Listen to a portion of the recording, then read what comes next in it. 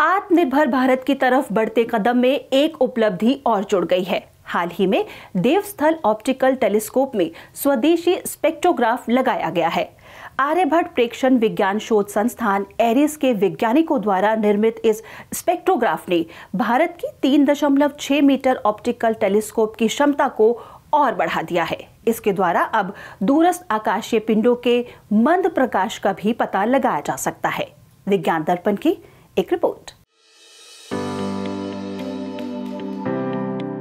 ब्रह्मांड के रहस्यों को समझने के लिए आकाशीय पिंडों और वस्तुओं से निकलने वाले प्रकाश का बहुत महत्व होता है, जिनसे पिंड की परिस्थिति, उसकी उम्र जैसी जानकारियां प्राप्त की जाती हैं।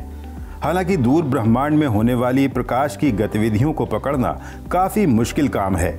इन प्रकाशों का पता लगाने में कई तरह की खगोलीय दूरबीनों का सहारा लिया जाता है, जिनमें से एक है देवस्थल स्थित भारत की सबसे बड़ी ऑप्टिकल दूरबीन। विज्ञान एवं प्रौद्योगिकी विभाग के आर्यभट्ट प्रेक्षण विज्ञान शोध संस्थान एरीज द्वारा संचालित 3.6 मीटर व्यास की ये दूरबीन एशिया में भी अपनी तरह की सबसे बड़ी दूरबीन मानी जाती है। नैनीताल स्थित एरीज मुख्यालय से लगभग 22 किलोमीटर दूर देवस्थल में स्थापित डीओटी ने 30 मार्च 2016 में काम करना शुरू किया था। इस दौरान भारतीय खगोल विज्ञान ने कई अहम उपलब्धियां हासिल की।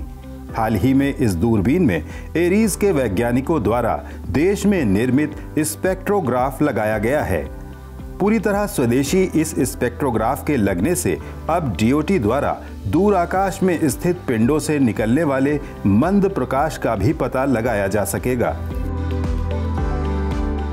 स्पेक्ट्रोग्राफ 3.6 मीटर देवस्थल ऑप्टिकल टेलीस्कोप में इंस्टॉल किया गया है और ये पूरी तरह से स्वदेशी है, भारत में निर्मित है। इसमें इसका डिज़ाइन और इसका जो कंस्ट्रक्शन है वो पूरी तरह से इंडिया में किया गया है। स्पेक्ट्रोग्राफ बेसिकली जो तारों से या दूर की जो गैलेक्सीज हैं वहाँ से जो उनका जो प्रकाश आता है, जो उनकी लाइट आती है, वो उसको डिफरेंट कलर्स में डिवाइड कर देती है। उसमें जैसे कि हम आकाश में रेनबो देखते हैं, इंद्रधनुष देखते हैं, इसी प्रकार से हर तारे और हर गैलेक्सी की लाइट को हम लगभग 2000 डिफरेंट कलर्स में, जिसमें कि आप नीले रंग से स्टार्ट कीजिए और लाल रंग तक जाइए, उसके बीच में लगभग हम 2000 कलर्स की स्टडी कर सकते हैं इस स्पेक्ट्रोग्राफ से। इस उपकरण को एरीज देवस्थल फेंट ऑब्जेक्ट स्पेक्ट्रोग्राफ एंड कैमरा यानी ADFOSC नाम दिया गया है। मंद प्रकाशों के अध्ययन के लिए ये उपकरण 3.6 मीटर देवस्थल ऑप्टिकल टेलीस्कोप का महत्वपूर्ण आधार है, जो ज्यादा बेहतर तरह से ब्रह्मांड की साफ तस्वीरें तैयार कर सकता है।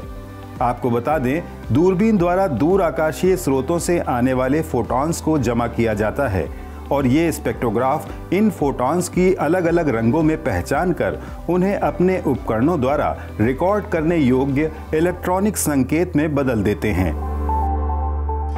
जब भी कोई सामान भारत में निर्मित होता है या अपने देश में निर्मित होता है तो उसमें कॉस्ट का डिफरेंस तो आता ही है। अगर हम उसको बाहर से आयात करें तो उसकी कॉस्ट नेचुरली ज़्यादा आती है।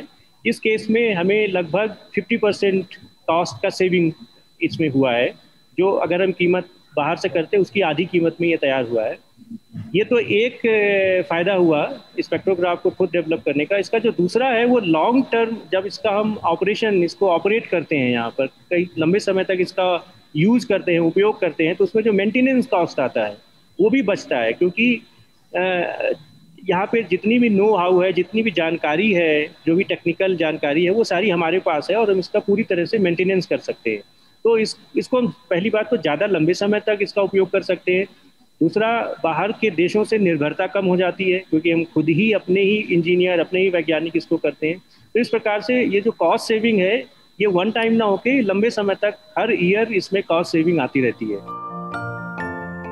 राष्ट्र को आत्मनिर्भर बनाने वाली इस उपलब्धि ने 3.6 मीटर देवस्थल ऑप्टिकल टेलीस्कोप को ब्रह्मांड में बहुत शुरुआती दौर की दूरस्थ आकाश गंगाओं में मंद प्रकाश स्रोत का पता लगाने में सक्षम बना दिया है। जो कि आकाशगंगाओं के चारों ओर सुपर मैसिव ब्लैक होल्स और कॉस्मिक विस्फोटों के आसपास का क्षेत्र है।